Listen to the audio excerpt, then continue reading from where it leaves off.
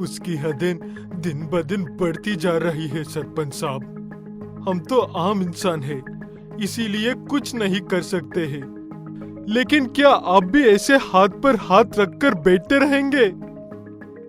तुमने ये कहावतें तो जरूर सुनी होगी। अगर घी सीधी उंगली से नहीं निकले तो उंगली टेढ़ी करनी पड़ती है। आप कहना क्या चाहते हो सरपंच साहब? और लतों के भूत बातों से नहीं मानते हैं।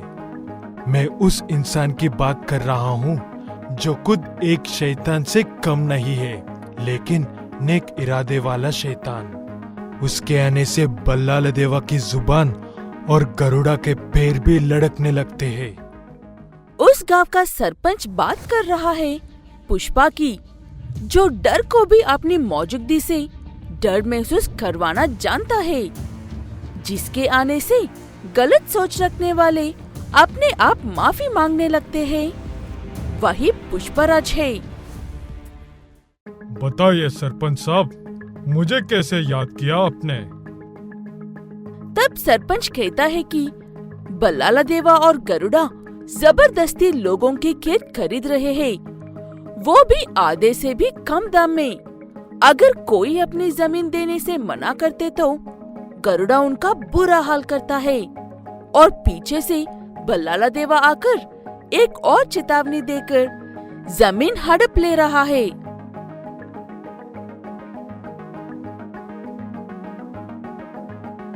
सरपंच होने के नाते इस गांव वालों को बचाने का फर्ज आपके है सरपंच साहब, ना कि मेरा।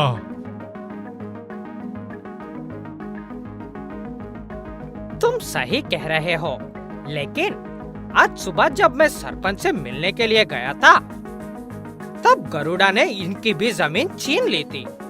ये काम अब हमारी जिम्मेदारी है पुष्पा। पुष्पा सीधे बल्लाला देवा के घर जाता है। उसके साथ उसका दोस्त केशव भी जाता है। बल्लाला देवा और गरुड़ा ये बात पहले ही जानते थे, इसलिए अपने घर के पास ढेर सारे आदमियों को टैंटा करते हैं, लेकिन उनमें से एक भी पुष्पा को अंदर जाने से रोकने की कोशिश नहीं करता है।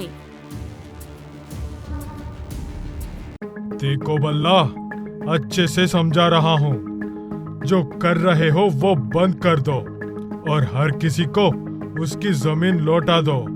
मैं तुम्हें माफ कर दूंगा। इतने सारे गांव वालों में से तुम सिर्फ किसी एक के मुंह से ये कहलवा दो कि मैंने उनसे उनकी जमीन छीन ली है। मैं खुद तुमसे माफी मांग लूंगा। वो बात सुनने के बाद पुष्पराज देरी किए बिना अपने दोस्त केशव को सभी गांव वालों को एक जगह पर इकट्ठा करने को कहता है। गांव वालों के मन में पुष्पा का इतना डर और इज्जत थी कि वो सब मिनटों में इकट्ठा हो जाते हैं।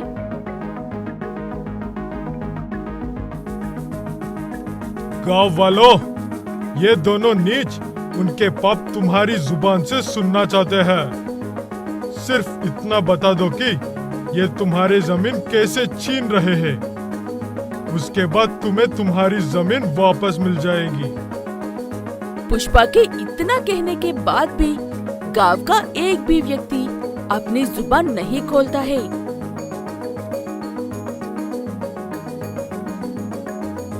काफी देर देखने के बाद बल्लाला देवा पुष्पा की बेइज्जती करके वहाँ से चले जाते हैं। उन दोनों के जाने के बाद गांव वाले कहते हैं कि गरुड़ा उनके बच्चों को उठाकर ले गया है। पुष्पा से कुछ भी कहा तो वो उनके बच्चों को मार देंगे, इसलिए वो सब चुपचाप खड़े थे। ये सुनकर पुष्पा बहती हवा में लगी आग की तरह है। उसे ना किसी से डर लगता है और ना ही किसी अपने को खोने की फिक्र रहती है। उसे अपने आप पर इतना विश्वास था कि वो अकेला ही उन गांव वालों के सारे बच्चों को छुड़ाने के लिए चाहता है और हमेशा की तरह केशव भी उसके पीछे रहता है।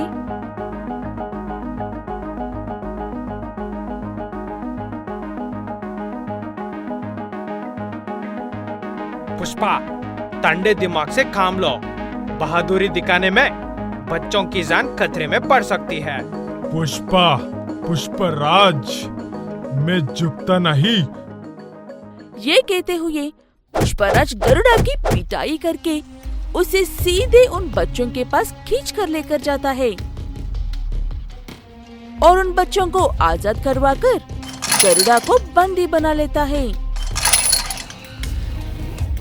अपने भाई को फोन लगाकर और बोल के, अगर उसे तेरी जान सच में प्यारी है तो आज का सूरज ढलने से पहले सारे गांव वालों की उनकी जमीन लौटा दे।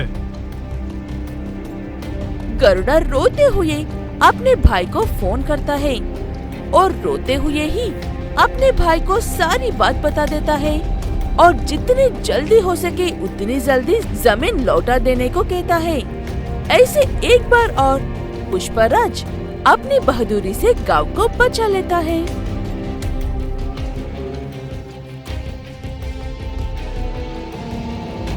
पुष्पा, तुमने तो कहा था कि तुम सिर्फ 2 लोग हैं, लेकिन काम 10 लोगों का कैसे किया है? 2 लोग थे, लेकिन काम सिर्फ एक ही ने किया है। वो मेरा दोस्त है पुष्पा। पुष्पराज नाम है उसका। फायर है फायर। हा हा हा हा, उससे कहना कि गरुड़ा उससे मिलना चाहता है। देखते हैं कितनी आग है उसमें।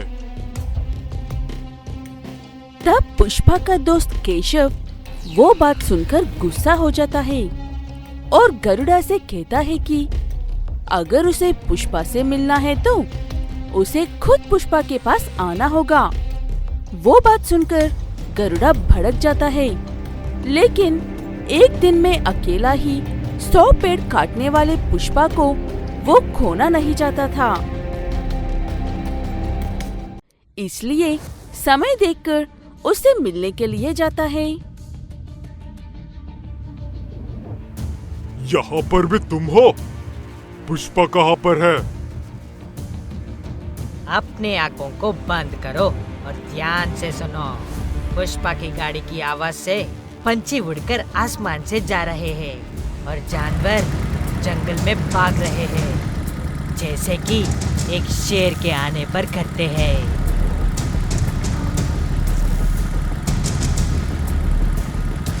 पुष्पा वहाँ पर आता है और गरुड़ा को देखते ही उससे ये कहता है, मुझे तुमसे नहीं, तुम्हारे बॉस से मिलना है। उसे कहो कि कल ठीक इसी वक्त पर अपने घर पर मेरा इंतजार करे। उससे कहना कि पुष्पराज उससे मिलने के लिए आ रहा है। आजा बेटा, कल तो कुत्ते की मौत मरेगा। वो गरुड़ा नहीं है जो तुम्हारी बात सुनेगा। बल्लाला देवा है, बगा बगा कर मारेगा। अपने आप में ये कहते हुए गरुड़ा वहाँ से चला जाता है। अगले दिन ठीक उसी वक्त पर पुष्पा भल्लाला देवा से मिलने के लिए जाता है और सीधे सीधे पार्टनरशिप में काम करने की बात करता है।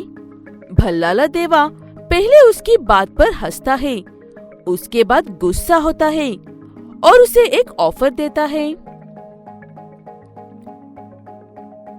सुना है काम अच्छे करते हो, इसीलिए मेरे पास ही मजदूरी कर लो। ये एक दिन में 2 लोगों की मजदूरी दूंगा। पुष्पा नाम सुनकर फ्लावर समझ रहे हैं क्या? मैं फ्लावर नहीं, फायर हूँ, फायर। मुझे लगा हम दोनों साथ मिलकर काम करेंगे तो मजा आएगा, लेकिन आज के बाद तू खुद मेरे लिए काम करेगा। ये कहकर पुष्पा वहाँ से चला जाता है और भल्लाला देवा उसे देखता रह जाता है। वहाँ से पुष्पा सीधे मजदूरों के पास जाकर और उनसे एक नेता की तरह बात करता है। ये लाल चंदन गरुड़ा का या उसके बाप बल्लादेव का नहीं है। ये चंदन हमारा है। हम इसके लिए अपनी जान दांव पर लगाते हैं, वो नहीं। इसके लिए हम दिन भर मेहनत करते हैं, वो नहीं। लेकिन हमें बदले में क्या मिलता है? 400 रुपए की मजदूरी। इसीलिए आज के बाद खुद के लिए काम करो, मजदूरी के लिए नहीं। मैं तुम्हें आजादी देने के लिए आया हूँ। एक पेड़ काटो और 1000 ले जाओ। जितनी मेहनत करोगे उतनी पैसे कमाओगे। वो बात सुनकर सारे मजदूर खुश हो जाते हैं और अगले दिन से सब पुष्पा के लिए काम करते हैं। ऐसे भल्लाला देवा के काम रुक जाता है और वो बड़े गुस्से में पुष्पा के पास आता है। तुझे क्या लगता है कि एक तू ही होशियार है? भल्लाला देव नाम है मेरा।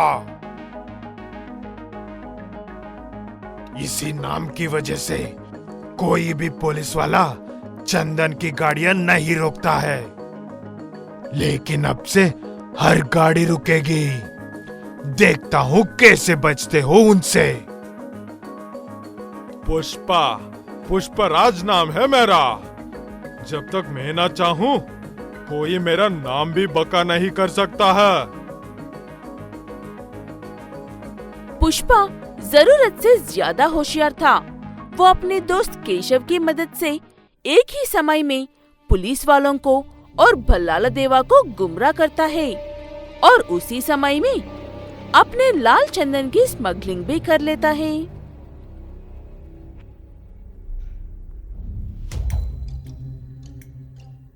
पुष्पा, मैं नकली चंदन की गाड़ी लेकर निकल रहा हूँ। जैसे तुमने कहा, मैं ठीक वैसे ही 4:20 में चेक पोस्ट तोड़कर निकल जाऊंगा। पुष्पा अपने दोस्त केशव को साधारण लकड़ियों पर लाल चंदन का रंग लगाकर एक ट्रक में भर कर देता है और उसे चेक पोस्ट तोड़कर भागने को कहता है। ऐसे करने पर सारे पुलिस वाले उसके पीछे पड़ेंगे और पुष्पराज के रास्ते में कोई नहीं होगा। पुष्पा ऐसे अपने सारे ट्रक बॉर्डर के पार करवा देता है।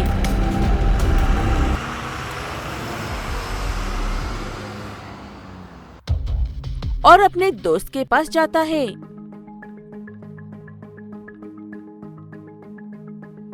इंस्पेक्टर साहब, मेरे दोस्त ने चेक पोस्ट जानबूझकर नहीं तोड़ा था। उस गाड़ी के ब्रेक्स फेल हो गए हैं। चाहो तो खुद जाकर देख लो। अंदर आने से पहले मैंने ही फेल किए थे। आपको ये खबर जिसने दी उनसे कहना कि आज रात पुष्पा पार्टी देने वाला है। पुष्पा!